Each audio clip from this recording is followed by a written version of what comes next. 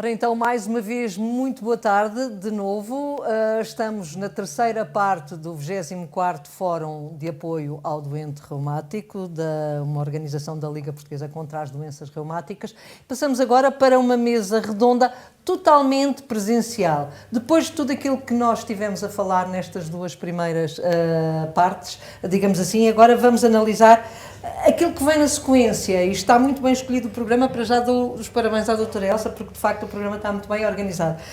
E o tema é comportamento, mudança e saúde mental, impactos e desafios da digitalização. E nós já vimos, durante estas primeiras apresentações, que de facto as mudanças que foram obrigatórias na nossa vida, devido à Covid-19, trouxeram outras alterações também, muitas delas musculoesqueléticas, e não só, também na área da saúde mental, parece que trouxeram. E é isso que nós queremos saber. Quais foram as mudanças que vocês, enquanto técnicos de saúde, se aperceberam, de facto, que estão a acontecer às pessoas na sequência destas alterações e desta digitalização. Eu vou apresentar os nossos convidados. Temos connosco a investigadora e psicóloga Marta Moreira Marques. Doutora, muito bem-vinda.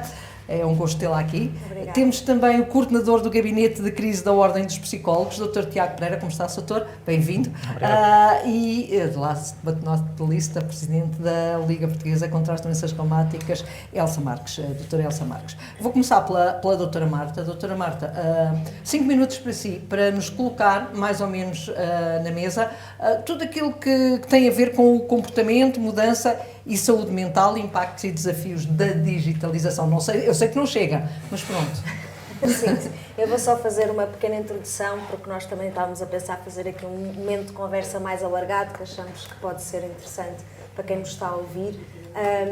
De facto, há muitas vantagens na utilização das novas tecnologias para promovermos a mudança comportamental. E só para enquadrar um pouco isto, quando nós falamos em comportamentos e promover a mudança de comportamentos, muitas vezes tendemos a falar de uma forma bastante vaga, não é? Portanto, as pessoas precisam de se mexer, como vimos no painel anterior, as pessoas precisam de fazer determinados exercícios, as pessoas precisam de se alimentar melhor, não interessa qual é que é o comportamento de saúde, e achamos que a forma de trabalhar isto é algo que é sempre muito direto e que é baseado no aconselhamento e que é baseado em dar informação. E eu só quero alertar, porque essa é a minha área de investigação e é aquilo que eu tenho estado a trabalhar nos últimos anos, que de facto existe um processo de compreensão daquilo que é a mudança de comportamentos e, mais do que isso, depois a sustentabilidade dessa mudança, portanto manter os comportamentos ao longo do tempo, que é bastante complexa. Nós tentamos identificar aquilo que nós chamamos os determinantes, os fatores que vão determinar a adesão comportamental, e olhamos para aspectos relacionados com a capacidade cognitiva das pessoas, aquilo que é a confiança que as pessoas têm, aspectos emocionais, a motivação que as pessoas têm, mas também no próprio contexto social e o contexto físico e como é que vai influenciar essa mudança comportamental. As novas tecnologias vieram trazer muitas vantagens neste tipo de intervenção porque nos permitem dar às pessoas ferramentas, técnicas, estratégias para conseguirem autogerir e mudar os seus comportamentos e autogerir as suas doenças, e mesmo quando não falamos em situação de doença, situação em que estão em crise, de uma forma contínua, sem estarem sempre dependentes de um contacto direto com um profissional de saúde. E, portanto, tem essa vantagem de podermos ajudar ao longo do tempo de uma forma muito mais flexível, e cada vez mais nós temos ferramentas muito focadas na autogestão para pessoas com diferentes níveis de literacia, com diferentes níveis de conhecimento, para diferentes faixas etárias, que têm estado a ser implementados com bastante sucesso. Ao mesmo tempo, traz-nos o desafio em que, porque não estamos tão em contacto com as pessoas, também não sabemos exatamente o que é que está a acontecer. E, para além disso, precisamos de capacitar as pessoas para se envolverem com as próprias ferramentas. Eu vou falar um bocadinho sobre isso depois, mas conseguimos que as pessoas queiram utilizar essas ferramentas, que achem que são úteis e que se mantenham ao longo do tempo ligadas a elas. Portanto, muito resumidamente, é por aí. É por aqui. Dr. Tiago.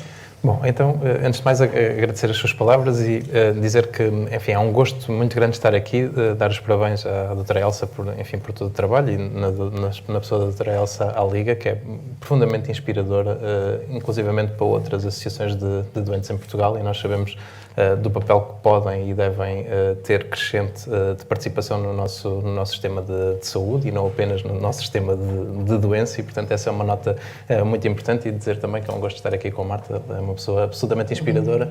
E eu gostava de começar por dar uma nota também nesta perspectiva de enquadramento, associada àquilo que é a nossa ideia sobre saúde mental, porque se fala, também foi um ganho de certa forma, um desafio deste ponto de vista daquilo que é a situação que nós vivemos, mas se fala muito da saúde mental, e eu creio que nem sempre nós temos exatamente presente naquilo que é mais emergente em nós sobre a saúde mental.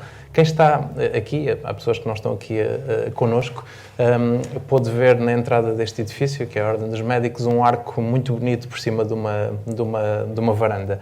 Estes arcos lembram-me sempre uma cidade onde eu vivi e estudei, que é a cidade de Évora, que tem um aqueduto romano muito bonito, provavelmente já muitas pessoas o conheceram, e isso foi feito, enfim, no período romano, enquanto nós não tínhamos ainda ângulos, e era utilizado para tal um instrumento que se chamava uma norma, e a norma era feita pelas pessoas. As pessoas faziam um triângulo, ou um quadrado, ou outros ângulos, e era a partir disso que faziam os edifícios.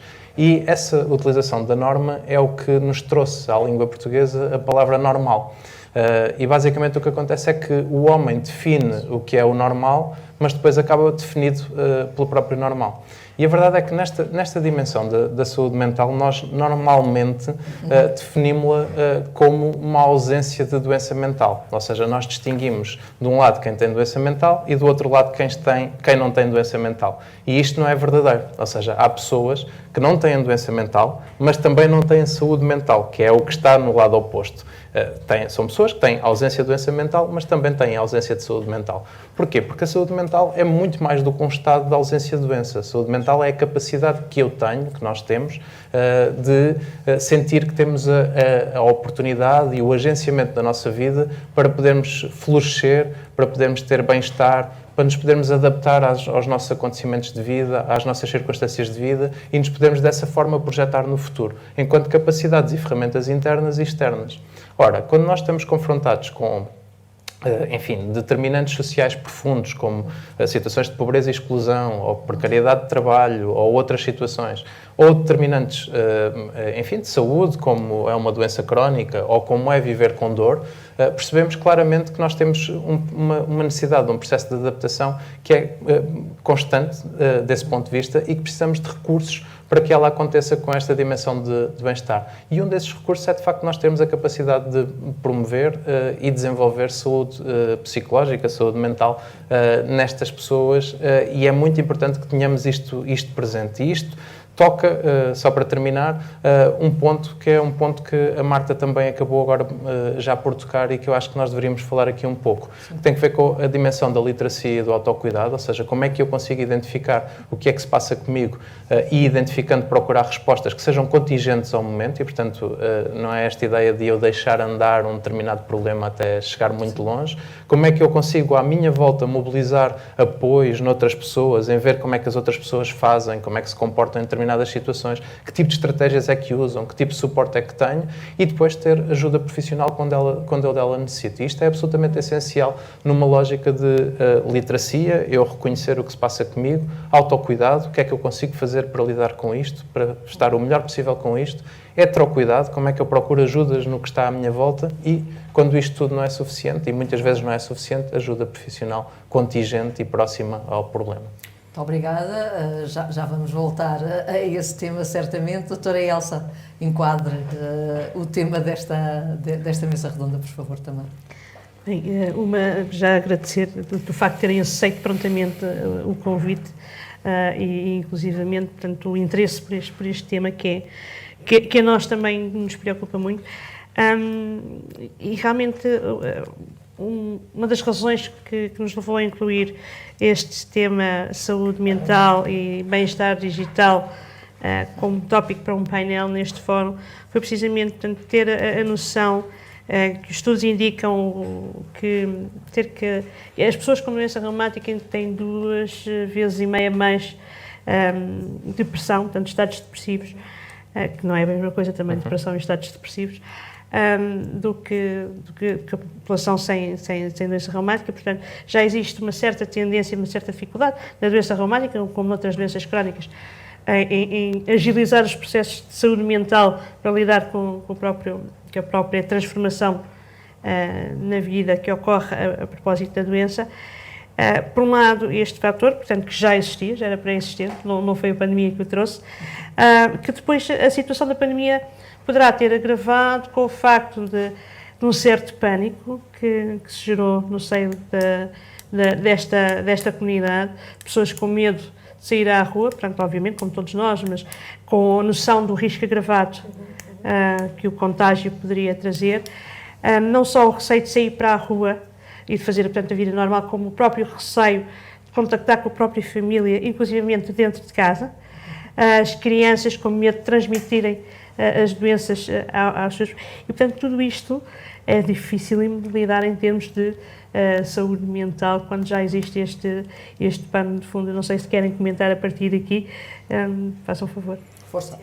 Eu gostava muito de comentar, e se me permitem, e ainda dar um passinho atrás só para ir já à sua componente, porque a verdade é que não apenas há um aprofundamento do problema com a pandemia, como também há um problema anterior a esse, é que algumas das pessoas que têm hoje doença reumática já tinham dificuldades de saúde psicológica. Nós somos um país de uma prevalência brutal, como vocês sabem, de dificuldades e problemas de saúde psicológica, e, portanto, há muitas pessoas hoje que os têm e que ainda não têm uma doença reumática, mas que vão ter, e, portanto, vão chegar já à doença reumática, ou seja, vão acrescer um determinante, enfim, com o significado que ele tem. Não vale a pena agora eu estar aqui a debatê-lo, porque todas e todos sabemos o determinante que é nas dimensões da dor crónica e o impacto que tem depois noutras áreas sociais, que faz com que tudo isso se agrave. E, portanto, esse é logo um problema à partida. É que nós, de facto, temos de ter uma atitude de prevenção e de promoção, porque é ela que nos protegerá em situações, enfim, este é um caso delas, mas noutro tipo de situações.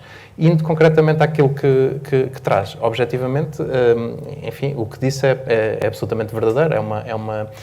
Há um conjunto de situações de risco acrescido relativamente ao desenvolvimento e ao aprofundamento deste tipo de situações, e, portanto, este é um deles. É muito importante que, enfim, estas pessoas possam aceder a respostas, que não têm que ser apenas, mas são muito importantes, as respostas profissionais. Tudo o que eu disse antes é muito importante, ou seja, todo o trabalho que, enfim, a Liga faz em criar grupo, em criar referência, em criar algum propósito e algum significado à vida destas pessoas relativamente àquilo que estão a passar, tem um papel fundamental neste processo, e toda a dinâmica de autocuidado que se possa gerar. Agora, tal qual isto tem esse aspecto positivo de, enfim, ficar muito mais prevalente e relevante a importância desta dimensão, eu também quero chamar a atenção para um outro ponto, que é, nós temos que, de certa forma, não cair numa lógica de dupla culpabilização das pessoas. Mais ou menos nós estamos a responsabilizar as pessoas por cuidarem de si, e se de facto não estão bem é porque provavelmente não estão a cuidar bem de si. E isto é um problema, e é um problema que eu começo a observar de um ponto de vista daquilo que é a narrativa sobre esta situação.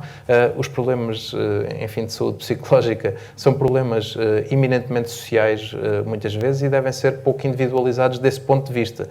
Devem ter respostas personalizadas, mas não devem ter respostas de julgamento e de culpabilização das pessoas, que muitas vezes têm vidas muito difíceis, como nós sabemos. Doutora Marta. Sim, eu queria só reforçar este último ponto que o Tiago apontou, porque eu acho que é muito importante, e durante a pandemia nós assistimos a isso, não só neste tema que estamos aqui a falar hoje, mas de uma forma geral, assistimos muitas vezes a mensagens e a discursos não de responsabilização da pessoa, mas de culpabilização da pessoa por aumento de infecções ou por situações graves, etc.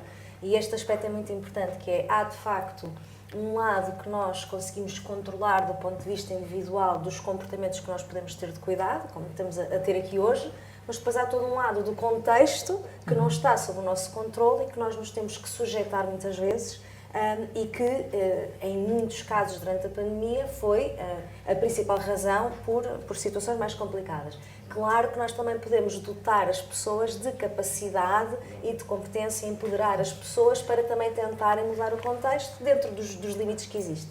Eu queria só acrescentar em relação a essa questão daquilo que pode ter sido o agravamento durante a pandemia, e eu acho, e voltando aqui ao nosso tema da digitalização... Porque agravou-se ou não? Porque se agravou ou não? Temos essa noção de que houve aqui um agravamento da saúde mental durante a pandemia. O Tiago é a melhor pessoa para responder a isso, que tem mais dados do que eu. Sem que, enfim, isso possa ser o central, porque acho que isso é da percepção não de toda é, a gente. Sim, os indicadores vão todos nesse sentido. Agora, nós temos de ter algum cuidado com os estudos, porque os estudos epidemiológicos vão demorar algum tempo e, portanto, temos só que ter algum cuidado. Há neste momento enfim, foi publicado há poucas semanas um grande estudo, uma grande meta-análise internacional que analisou mais de 5.000 estudos com grande, enfim, de uma forma bastante profícua e que aponta para aumentos com algum significado até 20% a 25% na maioria das situações e, portanto, nós não seremos uma ilha nesta situação, pelo contrário, pelos conjuntos ou seja, por aquilo que já era a nossa situação, por aquilo que é a dificuldade de acesso a respostas nesta área, por aquilo que ainda são situações de pobreza e de exclusão que nós temos, isolamento social,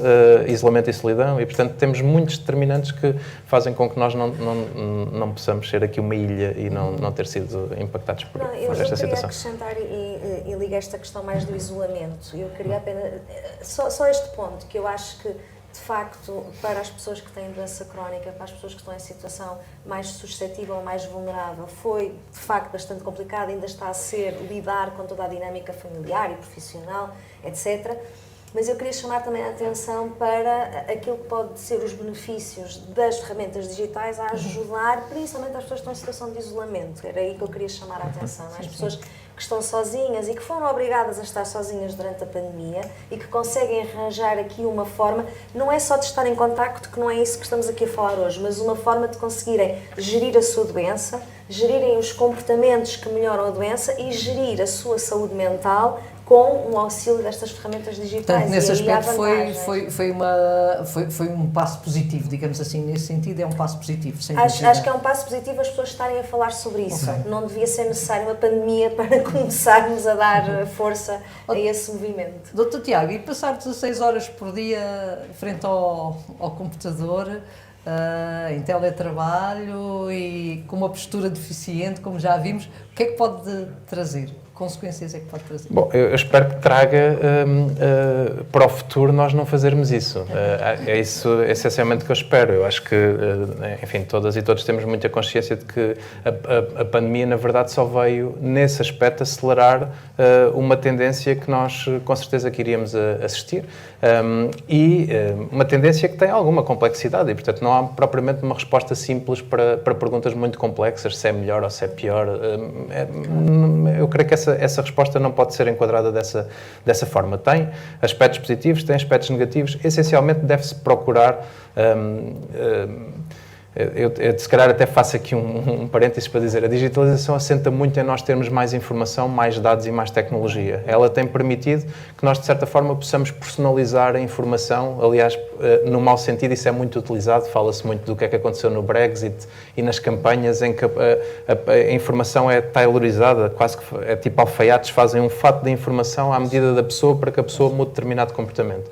Se nós pegarmos nisto e transformarmos isto no positivo, como é que nós usamos os dados e como é que usamos a informação e a tecnologia para personalizar respostas para aquela pessoa, isso vai ter um ganho, e um ganho em saúde muito significativo. É por isso que, e é um dos assuntos que com certeza a Marta tocará, isto não funciona com toda a gente. Isto expõe outra situação que são as inequidades e as desigualdades que existem neste tipo de acesso. E, portanto, também na questão da digitalização do trabalho, o principal fator protetor desse processo é se encontrar um espaço de equilíbrio entre aquilo que é a necessidade da trabalhadora ou do trabalhador com a cultura da sua organização e da sua associação, empresa, o que for em termos de trabalho, e conseguir fazer um match daquilo que é o mais adequado para aquele contexto, procurando responder àquilo que são as inequidades que são criadas e as desigualdades, porque de facto tem aspectos positivos, tem aspectos negativos, foi tudo muito rápido, e eu acho que aquilo que é hoje o teletrabalho não será com certeza o teletrabalho daqui a 5, 6 anos, até porque ele vai ter que ser regulado de outra forma, também do ponto de vista dos decisores, e isso é uma componente importante. Doutora Elsa, eu dou-lhe a palavra e junto também isto, o que é que lhe chega à Liga sobre este problema? Que dúvidas, que problemas, que dramas, que coisas boas é que lhe chegam? Começando por responder a essa parte, sobretudo o que nós temos muito é a noção que ainda existe muita necessidade de formação para a utilização do mundo digital. Porque o facto das pessoas utilizarem não quer dizer que o estavam a utilizar corretamente. Desde as redes sociais, mas chega-nos muito, portanto, esta dificuldade em lidar com as novas ferramentas. Claro. Muitas vezes, agora se calhar já estarão mais habituadas, mas no início, quando nós começámos a lançar as nossas atividades online, portanto os webinars, e mesmo o ano passado que o fórum já chegou a ser online, e tivemos em plataformas diferentes, também fizemos a nossa experiência de adaptação, tínhamos pessoas que nos diziam que não sabiam, portanto, não eram capazes de utilizar. E, portanto, aquilo que hoje em dia partimos do princípio que toda a gente sabe assistir a um Zoom, a um Teams, que entra já na linguagem da maior parte das pessoas, quando mais não seja aqueles que têm filhos, que com certeza já tiveram, ou netos, já tiveram os filhos e os netos a ter aulas por essas plataformas. Portanto, existe aqui muita falta de informação e de formação para a utilização das tecnologias digitais. Ao mesmo tempo que existe falta também de informação e aconselhamento sobre regras de segurança. Portanto, porque neste momento, quando estamos a utilizar o mundo digital, fala-se dos ciberataques e outros pormenores que a maior parte das pessoas, e então de uma certa geração que estão agora a habituar-se às ferramentas digitais, não têm sequer noção que possam existir tais perigos. Portanto, estes são alguns dos desafios que nos chegam. Por outro lado, e era outro dos temas que eu queria lançar aqui para a mesa, era precisamente porque nós agora vivemos num mundo extremamente digitalizado, se assim quisermos, entre o teletrabalho, entre as aulas à distância, as atividades, as reuniões, até a maior parte das vezes os nossos contactos com as instituições públicas. Sim. Agora passam por um e-mail, por uma plataforma, por uma ferramenta digital, até muitas vezes às relações sociais e relações familiares. Porque nós agora funcionamos muito baseados no digital. E até que ponto é que... Ou o que é que poderemos fazer, e aqui se calhar também introduzir a parte da mudança de comportamentos, para regrar um bocadinho e conseguirmos fugir um bocadinho, portanto, a tal história do bem-estar digital, que é a capacidade de, a dada altura, desligar e tentar enfrentar novamente a vida fora do digital. Doutora Marta. Essa é uma pergunta muito complexa, que eu acho que nós precisávamos de muitas horas para discutir. Eu, para mim, primeiro que tudo, eu acho que há aqui uma coisa, e também leva aqui à pergunta anterior de estarmos 16 horas em frente ao computador, e ao que o Tiago disse, eu acho que não há uma regra igual para toda a gente. E aí nós estamos aqui a distinguir duas coisas. Uma é a quantidade de tempo que nós passamos num computador ou nas redes digitais, o impacto que isso tem para a nossa saúde física, principalmente quando estamos em situação de doença, e aquilo que pode ter em termos de impacto para a nossa saúde mental, que vai variar muito também de acordo com o envolvimento que as pessoas têm ou com as redes sociais. Mas é saudável passar 16 horas ligar online? Fisicamente, pode não ser saudável para toda a gente. Psicologicamente, o Tiago pode ter uma opinião diferente da minha, eu acho que depende do que é que as pessoas procuram e da situação de vida das pessoas. Ou seja, a partir do momento em que se calhar algumas pessoas passam 16 horas porque estão dependentes de uma vida virtual, entre aspas, podemos estar aqui numa situação complicada do ponto de vista da saúde mental. Mas se houver pessoas que, no contexto do seu trabalho, têm uma imersão no trabalho, têm um nível de motivação intrínseco, que adoram, que aquilo é a vida daquelas pessoas, ou pessoas que estão isoladas e não podem sair por alguma razão, pode ser benéfico para aquela pessoa. Portanto, nós falamos muitas vezes do equilíbrio entre diferentes áreas, sim, mas também perceber que as pessoas têm situações de vida diferentes, e eu acho que, pronto, temos que aqui também ter esse cuidado. Mas voltando à questão mais específica de como é que se pode ajudar as pessoas a alterar esses comportamentos, eu volto um bocadinho ao início da minha intervenção.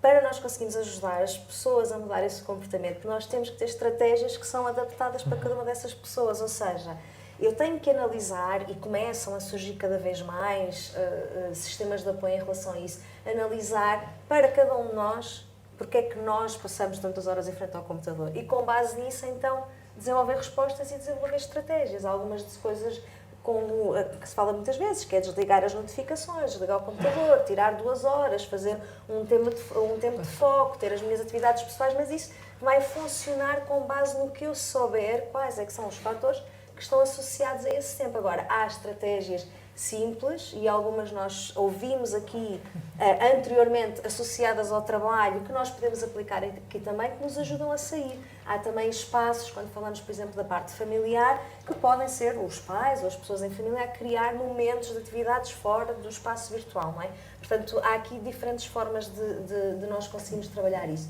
Neste caso, quando falamos de pessoas que estão em situação de doença crónica e em situação que, de facto, não devem estar em frente ao computador, e eu acho que aquilo que são as estratégias têm que ser estratégias muito mais rígidas do que noutros contextos, não é? Portanto, aquilo que se falou em painéis anteriores tem mesmo que existir, que é eu obrigar a parar em determinados momentos porque preciso de parar.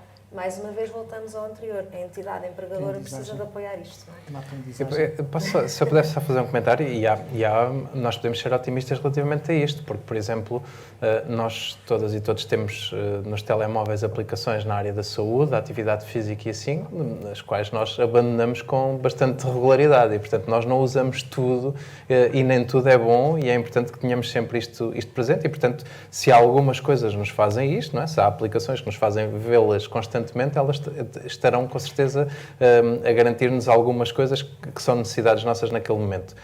Mas gostava de acrescentar aqui um outro ponto, que é outra ideia de otimismo que eu tenho para o futuro, é que eu creio que, enfim, nós acho que devemos exigir sempre mais e melhor, mas nós temos um nível de bem-estar hoje, em termos de sociedade, que não compara com o nível de bem-estar que nós tínhamos há 6, 7, 8 décadas atrás, ou enfim, se calhar até há menos tempo do que isso e não compara com outros territórios de outros lugares do mundo e acho que temos de ter isso presente.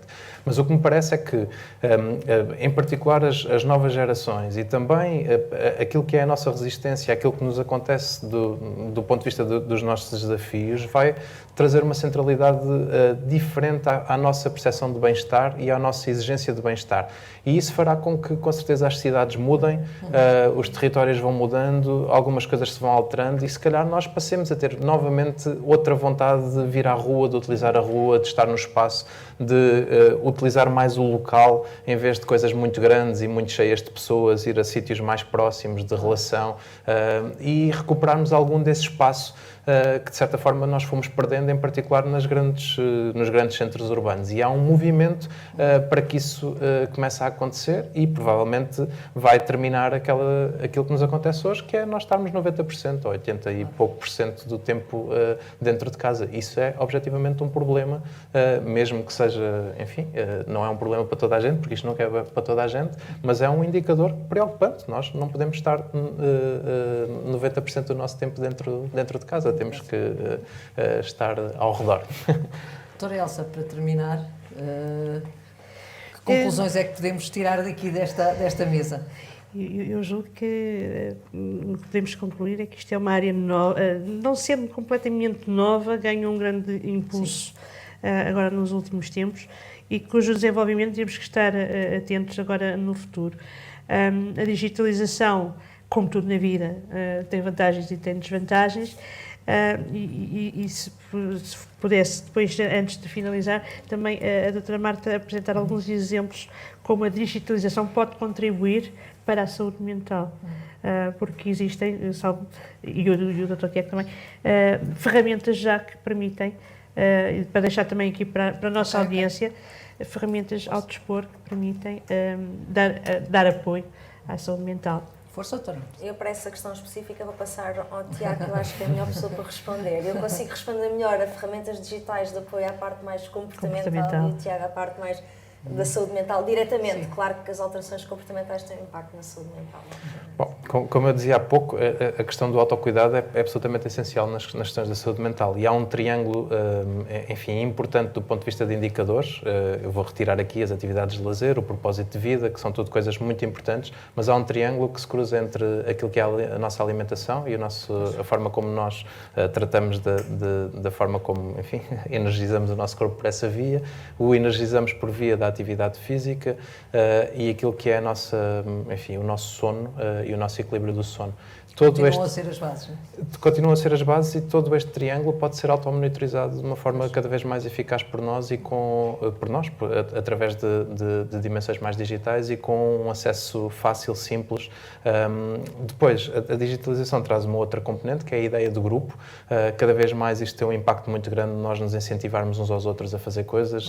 É muito utilizado com essa via em termos de partilha daquilo que nós estamos a fazer, do que é que nós estamos a fazer e da forma como essa perspectiva é quase uma ideia de celebração, nos dá um ânimo e um empenho para nos mantermos no comportamento, porque não é só mudar o comportamento, não é só passar a ir ao ginásio, é depois continuar a ir ao ginásio. E nós sabemos que essa é a parte da dificuldade e finalmente há um último ponto que é, aliás, a Ana Rodrigues acabou de falar agora sobre a questão da teleassistência e a tele no geral tem um impacto muito grande. Por exemplo, na pandemia foi criada um serviço de aconselhamento psicológico da linha do SNS 24, que pela primeira vez passou a ter não apenas um acesso daquilo que é a dimensão da saúde física, mas tem um espaço para quem possa estar a sentir-se, enfim, mais em baixo, se quisermos simplificar, mas com alguma sintomatologia, alguma ansiedade, alguma situação, poder contactar a linha e do outro lado, 24 horas por dia, 7 dias por semana, há uma psicóloga ou um psicólogo preparado para, em aconselhamento breve, dar algumas estratégias e ajudar a pessoa, basicamente, a equilibrar e a encontrar-se naquele espaço. E, portanto, estas ferramentas são importantes para as dimensões da promoção da saúde mental. São insuficientes no sentido em que não são suficientes para todas as pessoas. Serão suficientes para algumas pessoas, em alguns momentos, podem não ser suficientes para todas as pessoas em todos os momentos. Eu queria só acrescentar, porque acho que é importante, e o Tiago mencionou isso, que são as plataformas digitais para a promoção da atividade física. É talvez uma das áreas, quando falamos nestes comportamentos de saúde, onde nós temos neste momento mais opção de escolha e essas opções de escolha feitas para pessoas com diferentes gostos e diferentes níveis também em termos de literacia digital, que podem utilizar, não é? Desde dos relógios eletrónicos, às apps no telemóvel, a websites, e não só da atividade física de uma forma mais geral, mas também a exercícios que vão aumentar a nossa capacidade física e funcionalidade. E acrescentar também que existem programas para pessoas que têm menor literacia digital, que há bocado referiu, as pessoas que têm mais dificuldade neste momento a utilizar. A Organização Mundial de Saúde tem um programa, e eu estive envolvida na elaboração desse programa, que é um programa de mensagens de texto que está a ser implementado a nível global para diferentes áreas, incluindo a gestão da doença crónica na área das doenças reumáticas, mas tem um programa específico para a promoção da atividade física, que a ideia é que seja implementada em todo o lado do mundo e todos os programas são através de mensagem de texto que permite a pessoas que não têm smartphones, que ainda existem muitas pessoas que não têm smartphones, possam ter apoio e ter acesso a programas de promoção de exercício físico sem terem que utilizar essas apps. Portanto, também vão existindo algumas alternativas que permitam a pessoas que têm mais dificuldade também ter acesso a este tipo de opções e de soluções que existem para as ajudar. Muito obrigada aos três por este debate sobre saúde mental.